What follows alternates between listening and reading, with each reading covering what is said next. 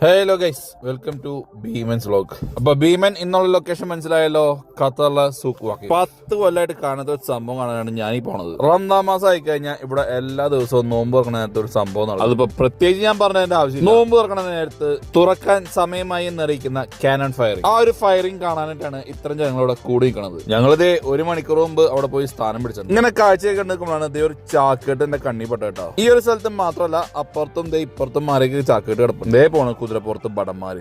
എന്നാലും എന്തായിരിക്കും ആ ചാക്കേട്ടിൽ നിന്ന് ആലോചിച്ച് വെക്കുമ്പോഴാണ് അത് നടന്നത് ഗൈസ്. ആ പുള്ളിക്കാരെ എടുത്തോണ്ട് വേണ ടോയ്സ് ആണ്. ടോയ്സ് പിള്ളേരെ പറ്റിക്കാനായിട്ടേ ഒരു ലോഡ് ടോയ്സ് ഉണ്ടാവും. ബട്ട് അതൊരു എക്സൈറ്റിംഗ് മൊമെന്റ് ആയിരുന്നു. പിള്ളേരെല്ലാം ടോയ്സിന് വേണ്ടി വെയിറ്റ് ചെയ്ത് നിൽക്കുന്നത്.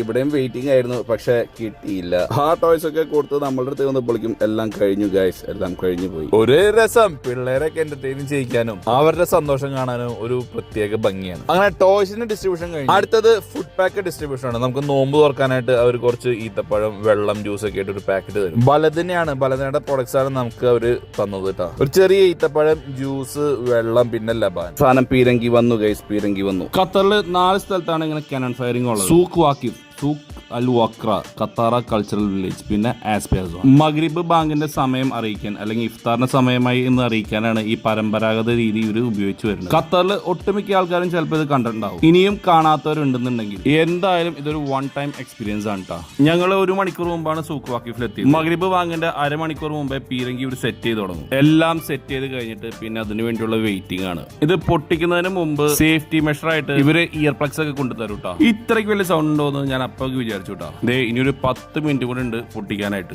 എന്താണ് ഇവര് ലോഡ് ചെയ്യുന്നതെന്നോ ഇത് എങ്ങനെയാണ് പൊട്ടുന്നതെന്നോ ഒരു പിടി. ഇതിനെ പറ്റി കൂടുതൽ അറിയുന്നവര് താഴെ വന്നൊന്ന് കമന്റ് ചെയ്യാം. ഈ ഒരു സംഭവം കാണണം എന്നുള്ളത് എല്ലാ റമദാൻ കാലത്തും വിചാരിക്കുന്നതാണ് കേട്ടോ.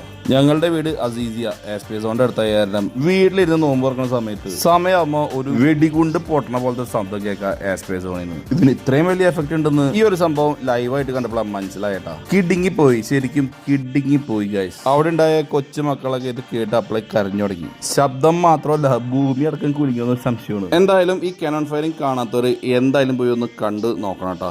നിങ്ങൾ നോമ്പ് തുറക്കാനായിട്ട് സാധനങ്ങളൊന്നും വാങ്ങിച്ചുകൊണ്ട് പോകണ്ട. അവിടെ കറക്റ്റ് സമയത്തിന് ഒരു പാക്കറ്റ് കൊണ്ടുതരും. ചെറിയൊരു ഈത്തപ്പഴം, ലബാൻ, വാട്ടർ, പിന്നെ ജ്യൂസ്. അപ്പൊ കാണാത്തവര് പോയി നോക്കുക, കണ്ടു നോക്കുക, അഭിപ്രായം പറയാ. ഓൾറെഡി കണ്ടവരും താഴെ ഒന്ന് കമന്റ് ചെയ്യണേ. വീഡിയോ ഇഷ്ടമായ ലൈക്ക് ചെയ്യുക, ഷെയർ ചെയ്യുക, സബ്സ്ക്രൈബ് ചെയ്യുക. അപ്പൊ അടുത്ത വീഡിയോ കാണുന്നവരേക്കും ബൈ ഫ്രം ഭീമൻ.